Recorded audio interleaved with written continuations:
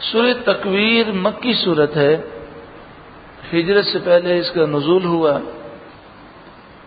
قرآن پاک کی ترتیب کے اعتبار سے اس کا نمبر 81 ہے، نزول کے اعتبار سے اس کا نمبر 7 ہے، 7 ہے۔ اس میں 29 آیتیں ہیں۔ بسم اللہ الرحمن الرحیم، اللہ کے نام سے شروع جو بہت زیادہ مہربان نہایت رحم کرنے والا۔ اذا الشمس کوورت، جب دھوپ لپیٹی جائے۔ یہاں بھی قیامت کی ہولناکیوں کا ذکر ہے۔ اب دیکھیں بار بار صورتوں میں قیامت کی ہولناکی کا ذکر ہے، اور یہ مکی صورتیں ہیں، اس لیے کہ جب اللہ کا خوف دل میں بیٹھ جائے تو پھر انسان گناہ نہیں کرتا۔ تو آج بھی ضرورت اس بات کی ہے کہ ہمارے دل میں موت کی فکر، آخرت کی فکر، خوف خدا پیدا ہو۔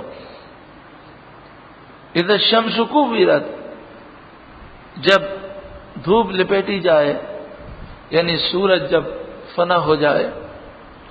وَإِذَا النُّجُومُ انْكَدَرَتْ، اور جب تارے جھڑ پڑیں، جب تارے جو ہیں گر جائیں۔ وَإِذَا الْجِبَالُ سُيِّرَتْ، اور جب پہاڑ چلائے جائیں۔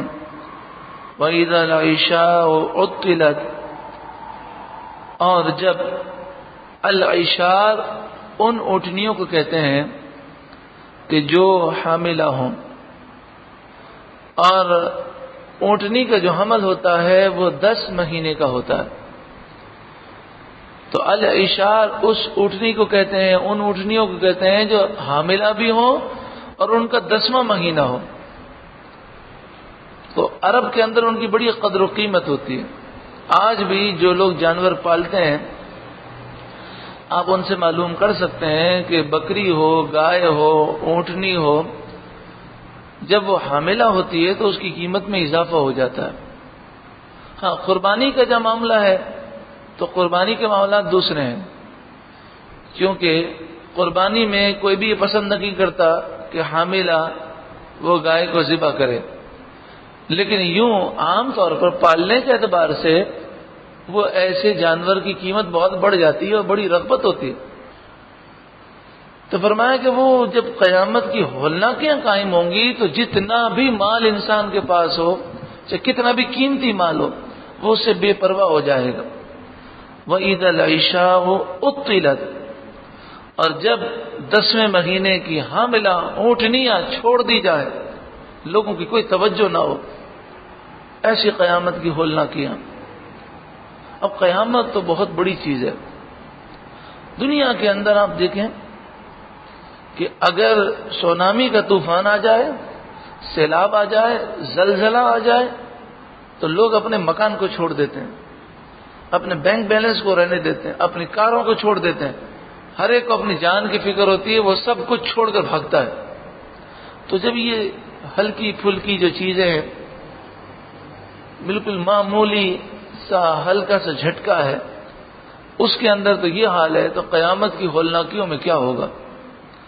وَإِذَا الْوُحُوشُ حُشِرَتْ، اور جب وحشی جانور جمع کیے جائیں۔ وَإِذَا الْبِحَارُ سُجِّرَتْ، اور جب سمندر سلگائے جائیں۔ وَإِذَا النُّفُوسُ زُوِّجَتْ، اور جب جانوں کے جوڑ بنے۔ جب دوبارہ قیامت قائم ہوگی، یعنی جب دوبارہ لوگ پیدا ہوں گے، تو انسان بھی پیدا ہوں گے، جنات بھی پیدا ہوں گے، فرشتے بھی پیدا ہوں گے، اور جانوروں کو بھی پیدا کیا جائے گا۔ کن جانوروں کو؟ جن کا بدلہ دینا ہے۔ ایک سینگ والی بکری اور ایک بغیر سینگ والی بکری، ان کے درمیان کوئی معاملہ ہوا تو ان دونوں کو زندہ کیا جائے گا۔ اور جب قیامت قائم ہوگی تو سمندر جو ہے وہ آگ بن جائیں گے، اور اس کے ذریعے فرمایا کہ جہنم کی آگ میں شدت پیدا ہوگی۔ وَإِذَا الْمَوْءُودَةُ سُئِلَتْ، اور جب زندہ دبائی ہوئی سے پوچھا جائے گا۔ زندہ دبائی ہوئی سے مراد وہ بچی ہے کہ جسے پیدا ہوتے ہی زندہ دفن کر دیا گیا۔ بِأَيِّ ذَنبٍ قُتِلَتْ، کس خطا پر ماری گئی، تیرا قصور کیا تھا؟ تو وہ کہے گی مالک و مولا میرا کوئی قصور نہیں تھا، میرے ماں باپ نے مجھے پیدا ہوتے ہی ویسے ہی جو ہے قتل کر دیا۔ یہ اس کے ماں باپ کو ندامت دلانے کے لیے اور رسوا کرنے کے لیے پوچھا جائے گا۔ وَإِذَا الصُّحُفُ نُشِرَتْ، اور جب نامہ اعمال کھولے جائیں۔ وَإِذَا السَّمَاءُ كُشِطَتْ، اور جب آسمان جگہ سے کھینچ لیا جائے۔ وَإِذَا الْجَحِيمُ سُعِرَتْ، اور جب جہنم بھڑکایا جائے۔ وَإِذَا الْجَنَّةُ أُزْلِفَتْ، اور جب جنت پاس لائی جائے۔ جنت کل بروز قیامت جنتیوں کے سامنے لائی جائے گی۔ علمت نفس ما احضرت، ہر جان کو معلوم ہو جائے گا جو حاضر لائی۔ ہر جان جان لے گی کہ وہ کیا نامہ اعمال لے کر آئی ہے۔ فلا اقسم بالخنس، تو قسم ہے ان کی جو الٹے پھریں۔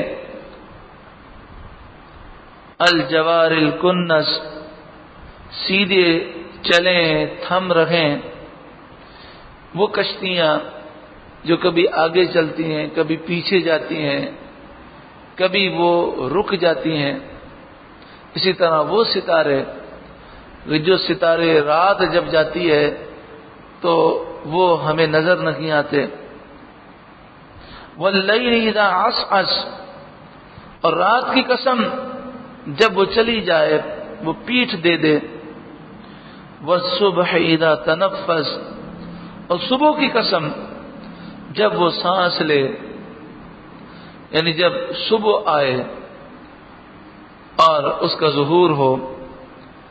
یہ ساری قسمیں ذکر کرنے کے بعد فرمایا گیا انہ لقول رسول کریم، بے شک یہ عزت والے رسول کا پڑھنا ہے، یعنی حضرت جبریل یہ وحی لے کر آئے ہیں۔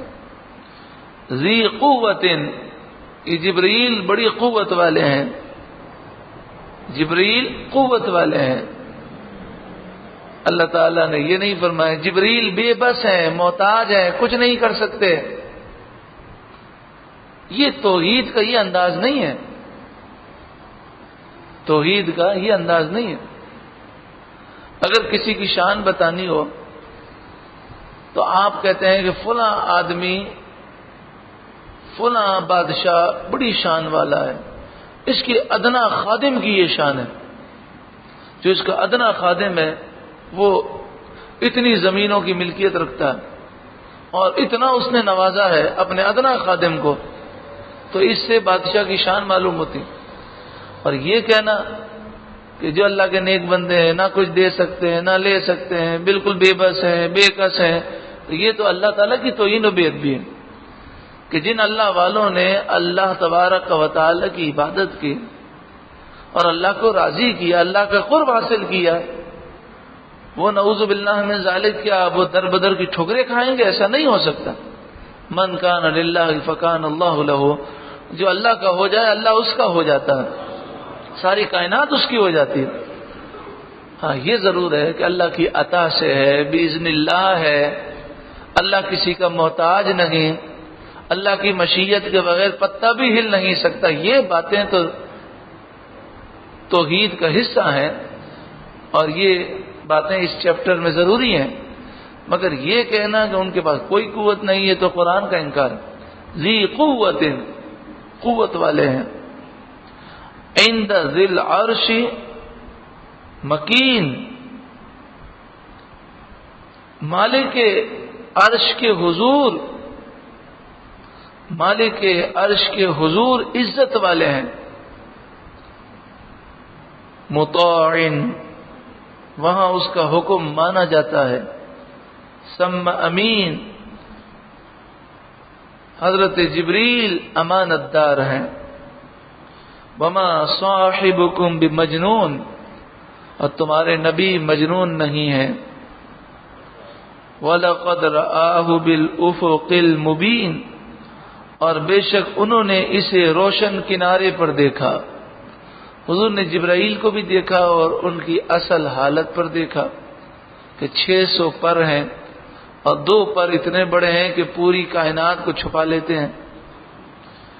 اور حضور صلی اللہ علیہ وآلہ وسلم نے اللہ کا بھی دیدار کیا، جاگتی آنکھوں سے بھی اور دل سے بھی اللہ کا دیدار کیا۔ وما هو علی الغیب بضنین، اور یہ نبی غیب بتانے میں بخیل نہیں، غیب بتانے میں بخیل نہیں۔ کہا جائے فلاں خزانہ تقسیم کرنے میں بخیل نہیں، تو بتائیے کیا کچھ بھی نہ ہو تو اس کے لیے جملہ کہا جا سکتا ہے؟ اگر اس کے خزانے بھرے ہوئے ہوں اور پھر کہا جائے کہ وہ خزانہ تقسیم کرنے میں بخیل نہیں، تو حضور کو اگر غیب کا علم ہی نہیں تو حضور غیب بتانے میں بخیل نہیں، اس کے معنی کیا؟ معنی یہ ہے کہ ان کے پاس غیب کے خزانے ہیں رب کی عطا سے، اور یہ اپنے خاص عاشقوں کو تقسیم بھی فرماتے ہیں اور ہر ایک کو اتنا دیتے ہیں جس کا وہ متحمل ہے۔ وما هو علی الغیب بضنین، اور یہ نبی غیب بتانے میں بخیل نہیں۔ وما هو بقول الشیطان الرجیم، یہ قرآن مردود شیطان کا پڑا ہوا نہیں، جیسے کفار کہتے ہیں فَأَيْنَ تَذْهَبُونَ، پھر کدھر جاتے ہو؟ ان هو الا ذکر للعالمین، یہ قرآن تو سارے جہاں والوں کے لیے نصیحت ہے۔ لمن شاء منکم ان یستقیم، یہ اس کے لیے نصیحت ہے جو تم میں سیدھا ہونا چاہے۔ وما تشاءون الا ان یشاء اللہ رب العالمین، اور تم کیا چاہو مگر یہ کہ اللہ چاہے سارے جہاں کا رب۔ اللہ تعالی ہم سب کو ہدایت عطا فرمائے، ہدایت پر استقامت عطا فرمائے۔